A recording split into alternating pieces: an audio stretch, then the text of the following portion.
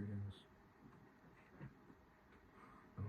As you saw in the title of the video, today I will be deconstructing the American pillars of so-called free will within the American volksgeist with a dialectical basis. Some are probably asking, what exactly does all that mean? And of course, I'll just start from the top. What exactly is a volksgeist? It's simply the spirit of the nation, and through experience and mere material observation of my surroundings growing up within the United States, I've identified the pillars as Christ, capitalism, and cerebrum. Now the definition of free will I will be using is the concept of libertarian free will, which of course is not the political libertarian, but the so-called philosophical libertarian, which proclaims that an agent must be able to make a choice besides the already established fate of the situation. Now when I look at these concepts, when I look at these pillars, I find that they're only mere illusions of free will, not the material thing itself. I mean, obviously free will is material, but you know what I mean. Now, dialectical basis, what exactly does that mean? First coined by Hegel, it examines how history leads to itself, how contradictions progress, the lifeblood of history, and then context, and so on and so forth. And then later it was innovated on by Marx, and I will be encompassing the thoughts of both, as I think the material conditions affect first the cultural hegemony and then the volksgeist. I'll be starting with Christ, as it was my first meeting with the concept of free will. Now, within the bounds of Christianity and Christ, God writes fate. Everything that happens, God has willed it, or he will interrupt. This is simply how God works, if we look at the Bible. Now some might say God has given us a choice, but if God writes fate, then our choices have already been made for us, and we are simply agents of God's will, of course within the bounds of the religion. So we really just see, like I said, we're pawns in the great narrative like Lucifer or Adam and Eve, or Pontius Pilate. All of these people had to do what they did because God willed it. And if we're referring back to the notion of libertarian free will, then we find that these two ideas contradict because these people couldn't have chosen anything else.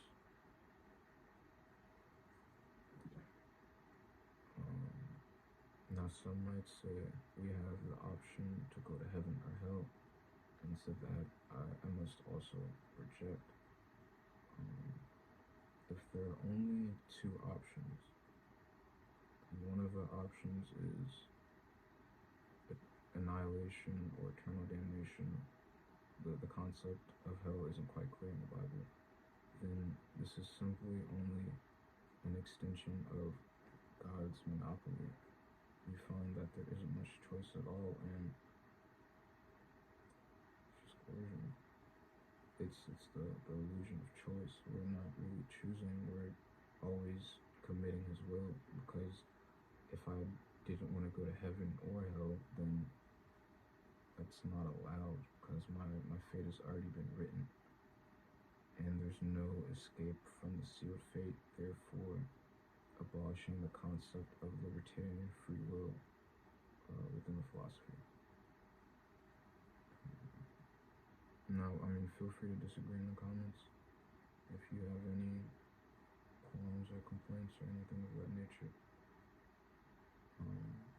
My second basis would have to be capitalism. Our material conditions directly define the way that we think, the concepts that we're taught, and so on and so forth, including the choices that we make. But that's more so a cerebrum topic, so that's a later on type thing.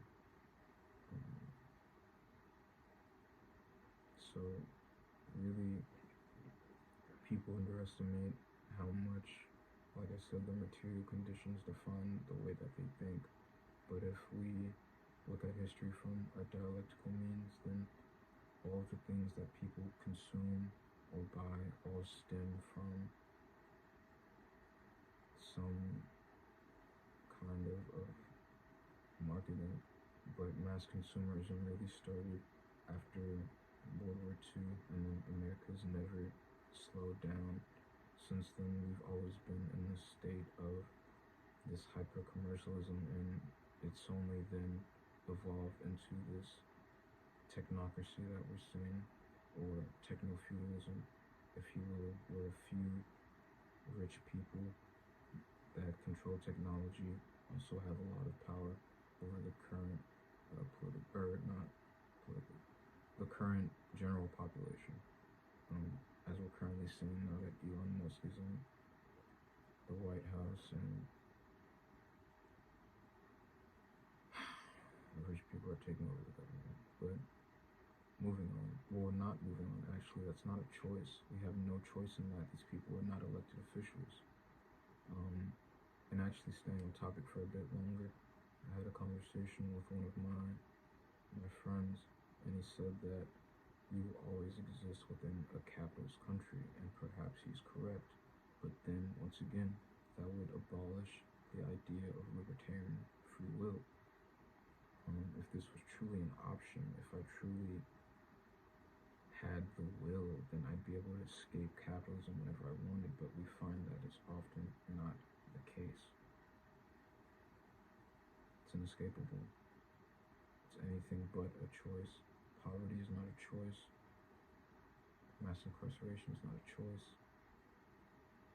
These things have only been made allowed by material conditions and the unjust conditions of capitalism that naturally breeds inequality.